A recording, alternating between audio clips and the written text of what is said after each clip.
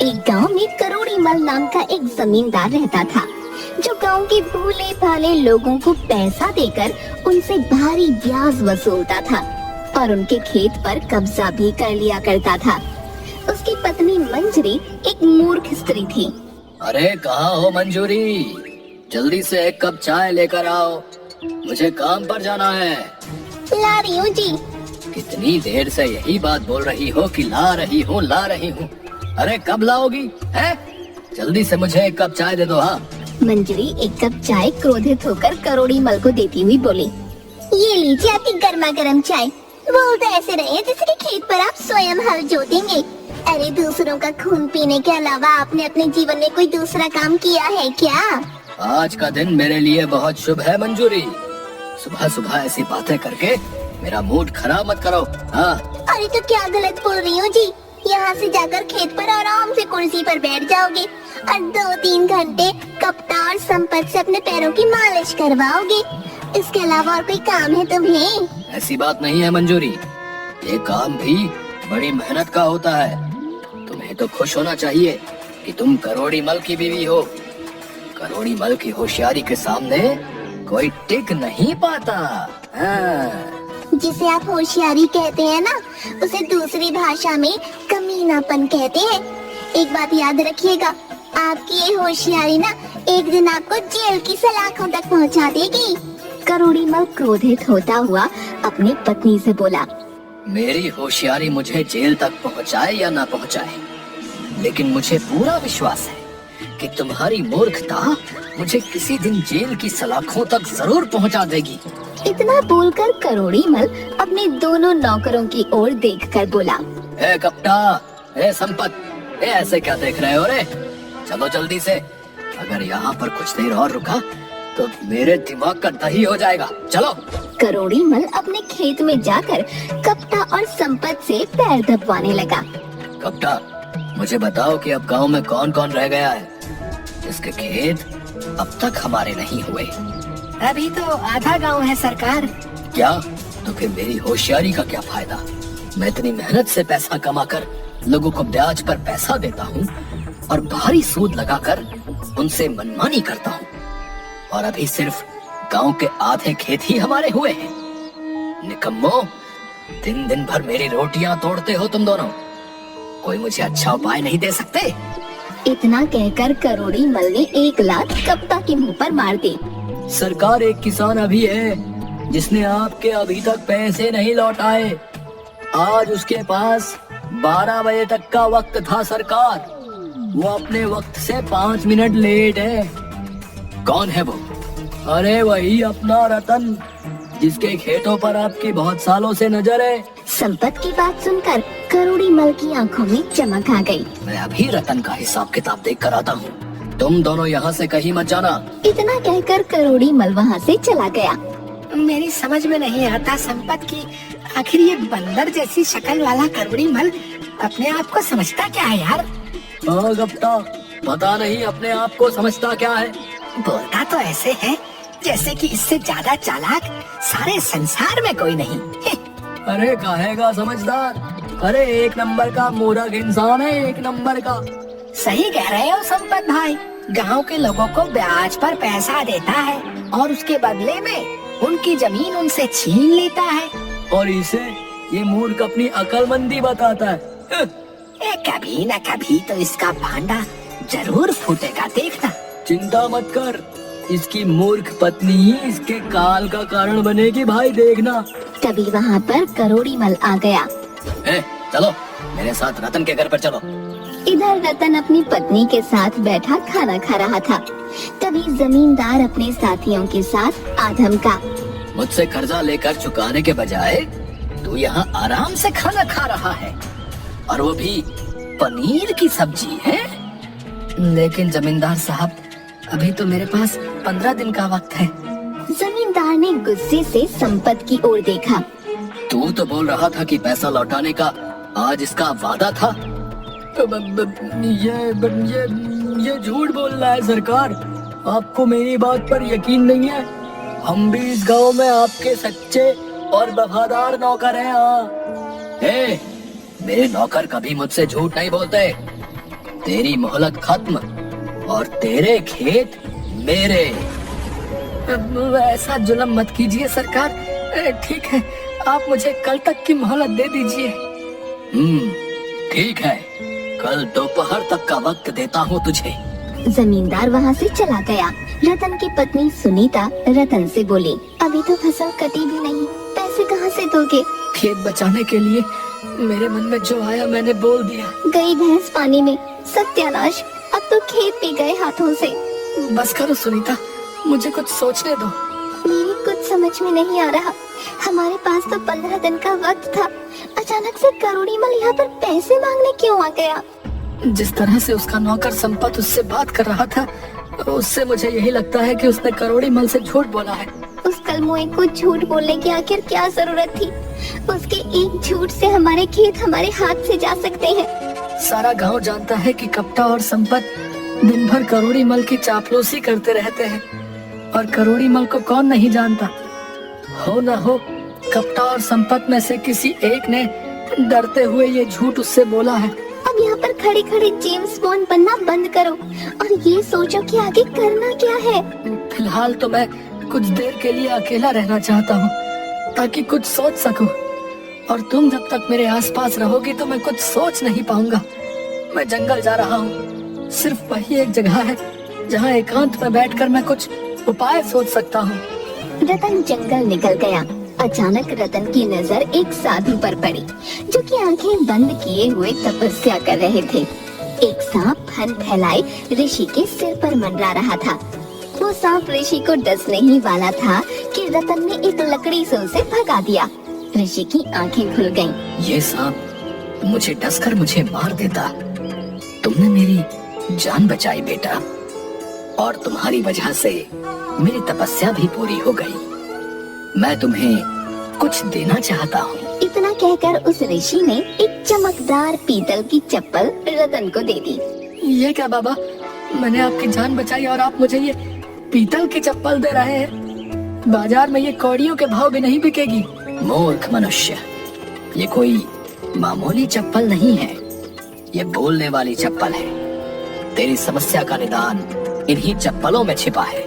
बाबा, मेरी समस्या का निदान ये पीतल की चप्पल है नहीं, बल्कि धन है। मैंने कुछ समय पहले गांव के जमींदार व उस करोड़ीमल से कुछ रुपया ब्याज पर लिया था, और उसे चुकाने के लिए मेरे पास 15 दिन का समय था।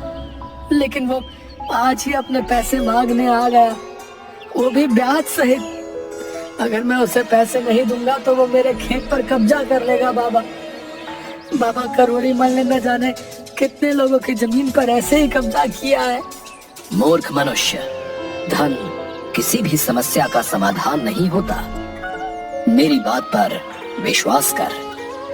तेरी समस्या का निदान, और यहाँ तक कि सारे गांव की समस्या का निदान, इन्हीं चप्पलों में छुपा हुआ है। ये बात तुझे कुछ समय बाद स्वयं पता लग जाएगी।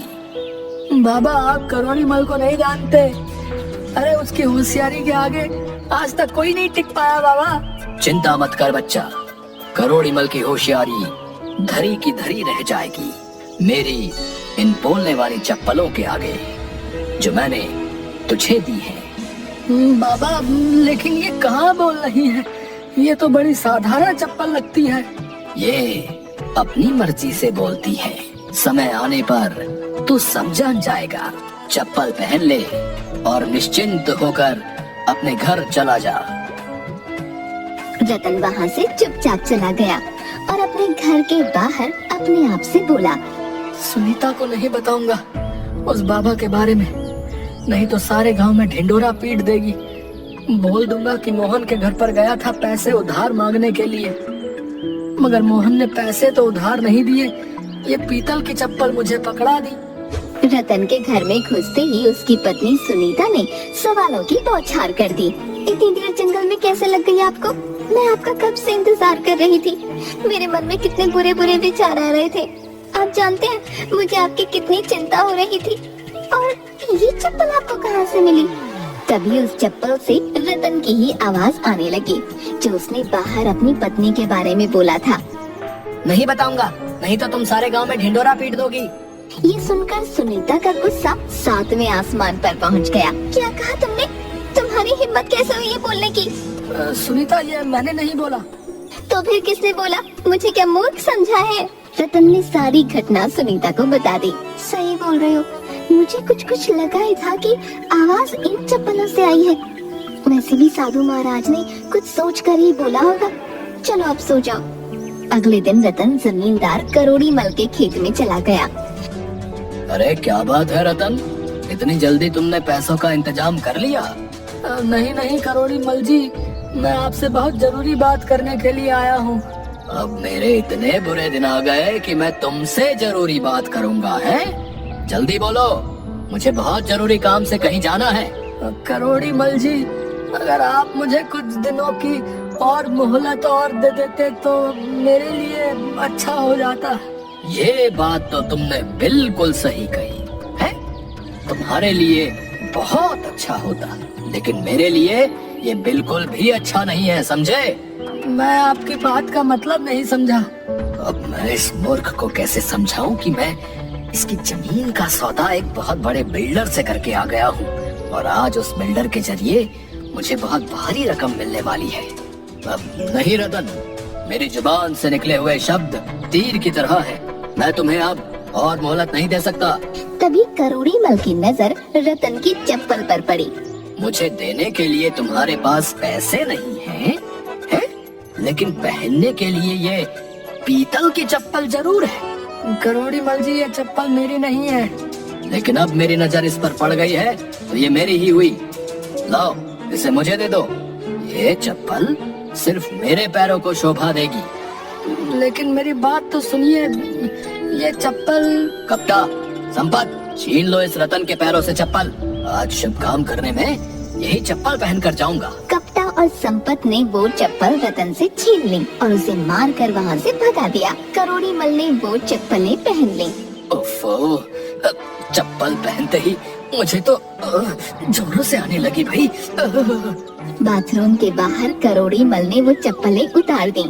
उसके बाथरूम में घुसते ही कपटा और संपत ने उसकी बुराइयां फिर से करना शुरू कर दी।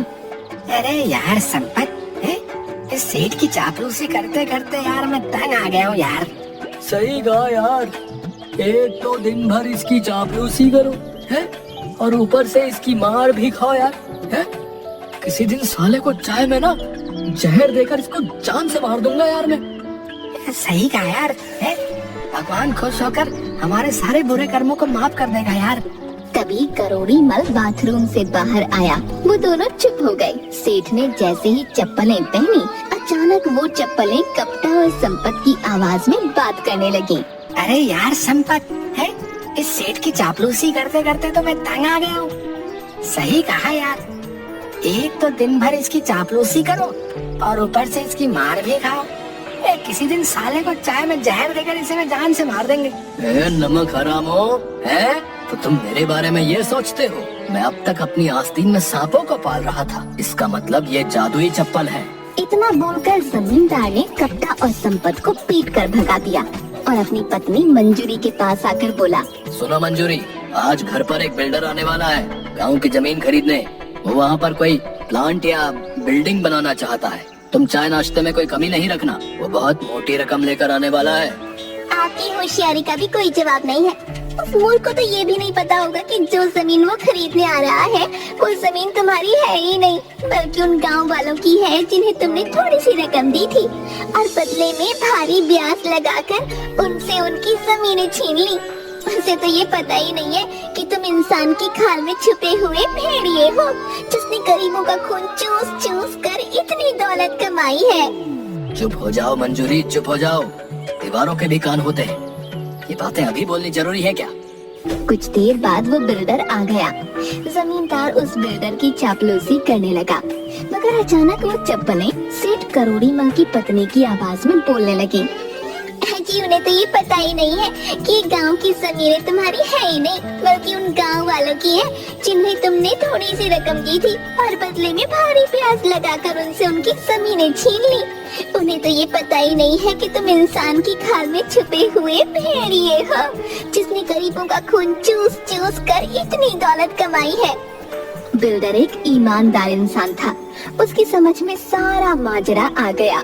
उसने गुस्से से जमींदार की ओर देखकर कहा, तुम्हें शर्म आनी चाहिए। तुम गांव वालों की जमीनों पर कब्जा कर लेते हो। मुझे ऐसी जमीन पर कोई बिल्डिंग नहीं बनानी जहाँ पर सैकड़ों गांव वालों की हाय लगी हो। तुम्हें तो जेल में होना चाहिए।